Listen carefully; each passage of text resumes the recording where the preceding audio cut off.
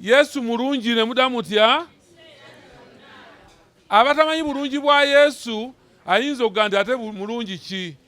Ng'abantu baffe bagenze, ng'amayumba gaffe gamenyese, ng'ebintu byaffe byonna biweddewo, abadde balina we tusula kati tuli wano.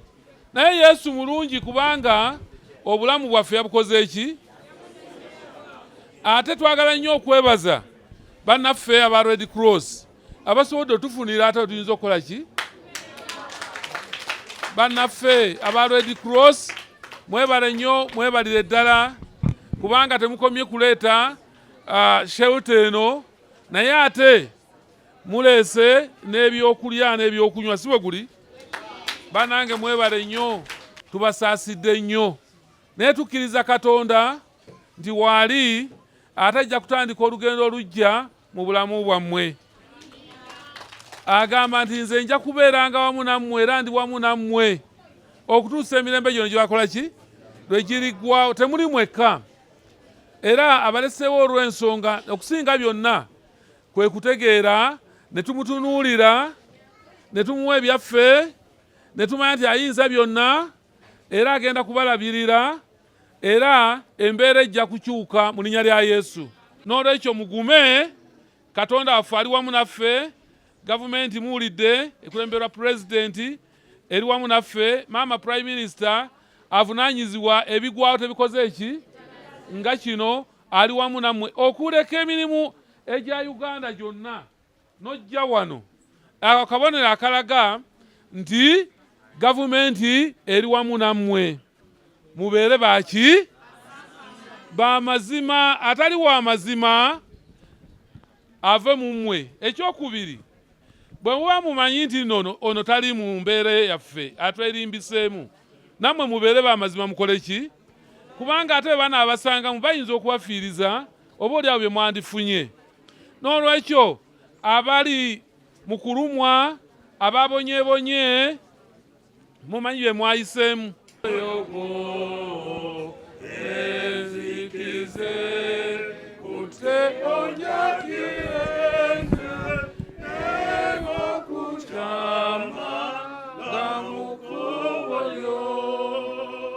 Tukwebaza Katonda waffe omulungi kubanga gwe mu bwakatonda bwo watuteeka mu nsi muno era n'omanya bwe tunaabeera.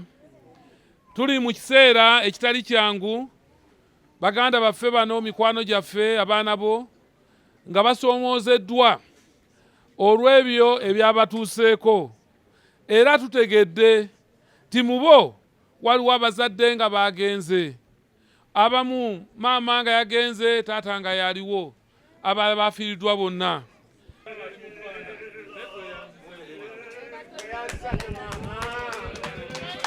Abantu ba Katonda mwenna, Mukama mulungi ekiseera kyonna.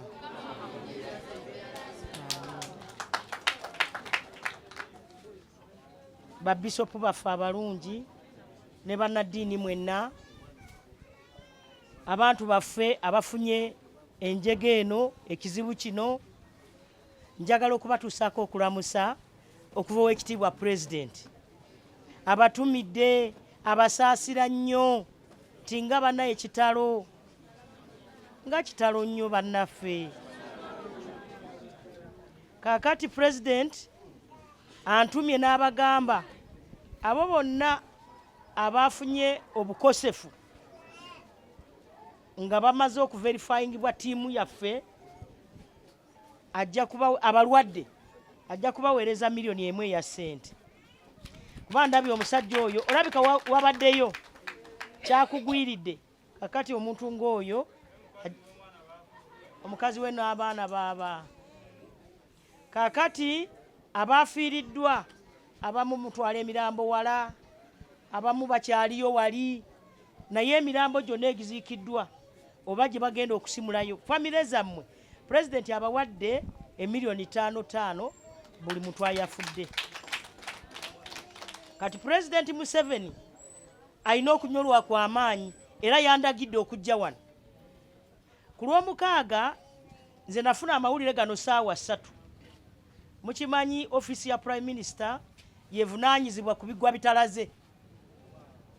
ate era ne tufuna amawulire gano kati bwe nagafuna neekubira omukulu wa poliisi n'aŋŋamba nti nange mbadde nakitegedde dda era twasindiseeyo dda. Njagala okubasaba okuwuliriza bino. Gavumenti byesazeewo nti abantu abali okumpi n'ekifo kiri mita 200 200 meters tusaba baveeyo, ate tusaba tubabale bulungi owataliimu kubbira. Kakati kituyambe okulaba engeri butya gavumenti weneesobola okukola ki okubakwatirako. Okukwatirako abafu kiruma nnyo ng'ate oluusi twalibadde tusobola okutaasa obulamu. So mu kifo ky'okutaasa obulamu tusaba nti abantu bonna abali mu mita 200 era balazeewo akaguwa mwakalabye akayero tulazeewo akaguwa abali mu kaguwa ako tubasaba muleme kuddamu kusulayo n'okubeerayo kubanga kyagudde ku makya si kyekyo awo wabulabe kitegeeza waaki wabulabe nnyo. Bwe tubadde tuli mu meeting awo gye nkyeyalize ku poliisi awo ne tugamba nti kyetaagisa okubaweereza obuyambi mmwe, okubaweereza emmere, okubaweereza ebyetaago, okubaweereza ebyokukozesa kubanga ebyammwe byonna byakoze ki byaweddewo. Ekyo tugenda kikola nga tukwatagana ne Red Cross era ndaba ebimu biibino mubirina. Mmwe mujja okutuyamba okugyamu abeerimbika. Wali mbadde nkyaliwo omusajja najja nakaba nnyonyonyo naga nti alina baganda be bajja padola bali muli ne mugamba amanya gaabwe n'agamba tagamanyi.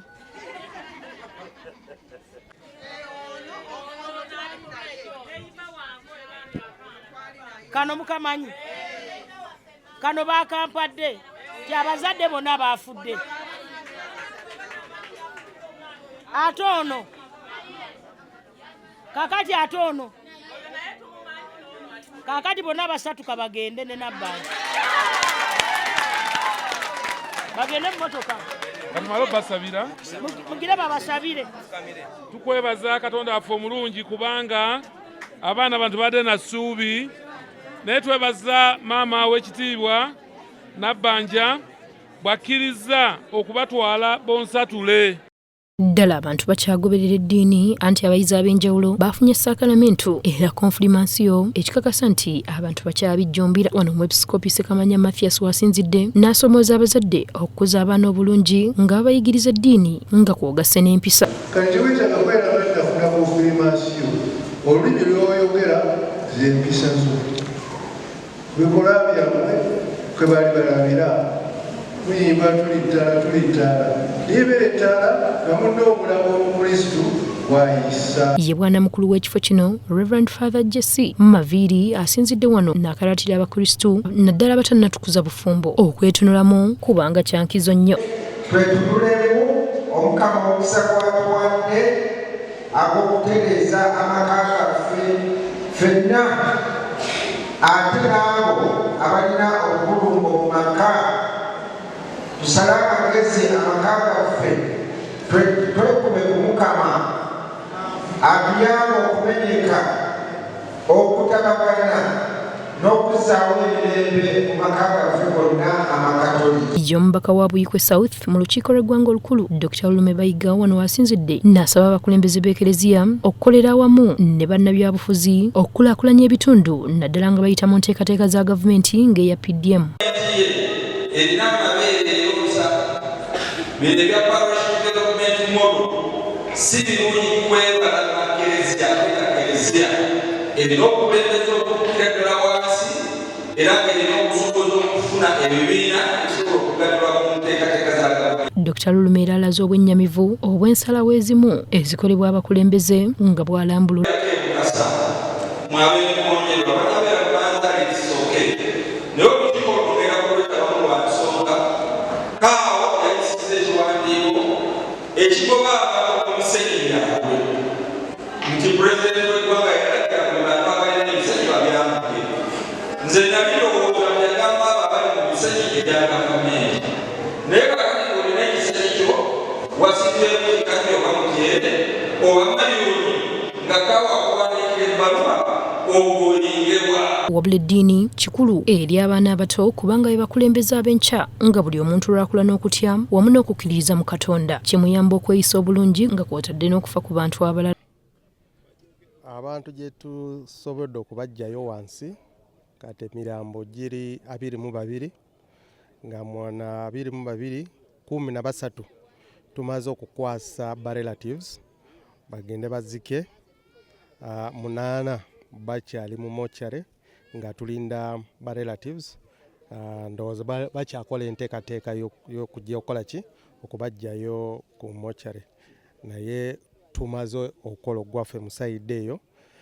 Waliwo eŋŋambo simanyi oba mwe mwakateekayo nti oba ogendayo ku mochare bakusaba ssente, tewali akusaba ssente, towaayo ssente, ebyo ŋŋambo banabufuzi be bateekamu baagala okulemesa n'okulaga nti gavumenti mbi naye tewali gwe basaba ssente, buli kimu gavumenti yasasudde buli kimu. Leero tetunaba kukola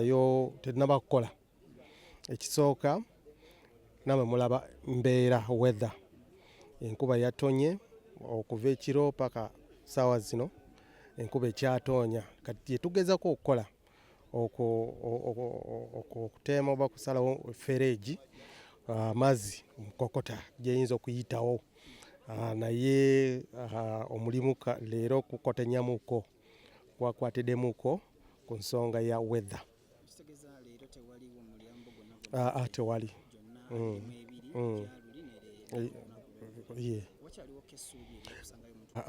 tetusuubirayo naye katonda tomanyi, katonda ye wamaanyi, tuyinza okusanga ki omuntu ng'akyali mulamu wansi. Uganda Police Force etuusaako okusaasira family z'abo bonna abaakoseddwa n'abo abaaziikiddwa landfill. Twagala okubategeeza nti operations zikyagenda mu maaso era agencies za gavumenti zonna ziri eyo okuyambako mu mulimu guno ne poliisi mwogitadde.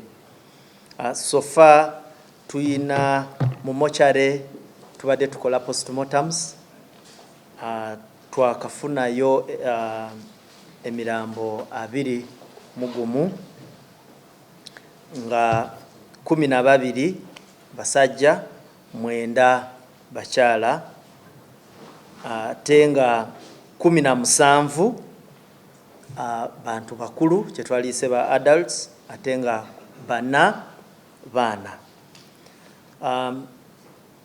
14 ab'enganda zaabwe bazze ne babatwala, 7 betukyayina mu ggwanika. Kyetuyita mu ggwanika?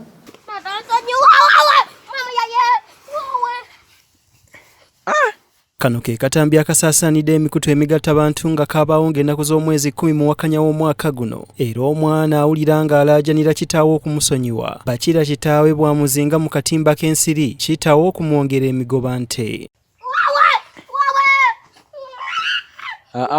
Gwe tosiiba mu bulago, osiiba bubi. Wachika leka.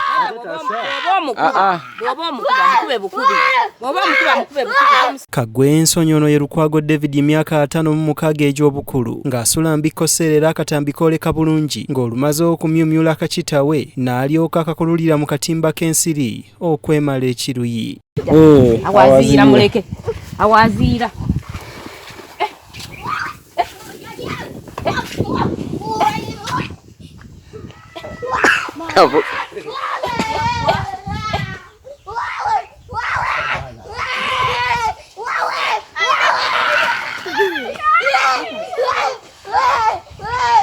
Kagwe Ensonyi ono teyakoma okwo era yaddira kakitawe n'akasibira ku muti okwongera okukatulugunya.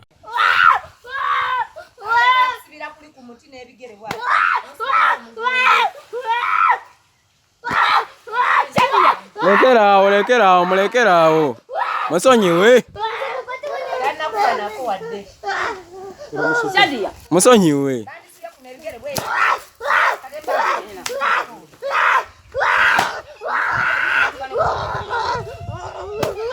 Sekama wa Police Assistant Commissioner of Police Kituma Rusoke akakasizanga Kagwe Ensonyi ono bwe bamaze ddo mugomba mu obwala. Era Lukwago etwogerera twamukutte era ng'ali mu mikono gya poliisi. Tugenda okunoonyereza twasanga nga Lukwago abadde alekanga omwana oyo mu nju nga talina kirabirira bulungi, era omwana ndowooza olw'enjala yavaawo mu nju gye baali bamulese. Lukwago abadde alina amaka Embiko ne ku kyalo ekirala we yali alese omwana we bayita Butembe. Weewaawo kirungi nnyo okusaasaanya obutambi nga buno, wabula Ssekamu wa poliisi agamba nti si kya bugunjufu ate nnyo kutunula butunuzi n'otataasa oyo abeera atulugunyizibwa. Genda n'olaba omuntu nga atudde ali mu ddembe lye muli akwata vidiyo naye n'omuntu bamutta. So ekintu ekyo kiina sides bbiri. Waliwo ajja okugamba nti omuntu eyakuwa vidiyo ye yakuyamba okukwata omumenyi w'amateeka, naye ate onaakoma ka vidiyo kokka nga eri omuntu obulamu babutwala, onaawoza nti nze ogwange nagukola nakwata vidiyo. When life is going, so nakyo tukivumirira era si kyekintu kye tusobola ogamba nti kintu kirungi. Mu katambi kano omusajja awulirwa nga akazakaza mutabani we olw'okubba amatooke ge naye nga weewaawo omuzadde akkirizibwa okugunjula omwana we okumuteeka makuba amalambulukufu. Ekikolwa ekirabiddwako poliisi egamba si kugunjula okuggyako okutulugunya ekikontana n'amateeka agafuga enkuza y'abaana.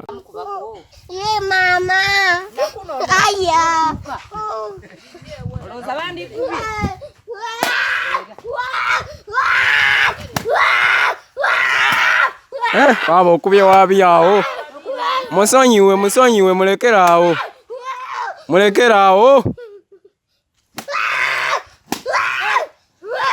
Mulekere.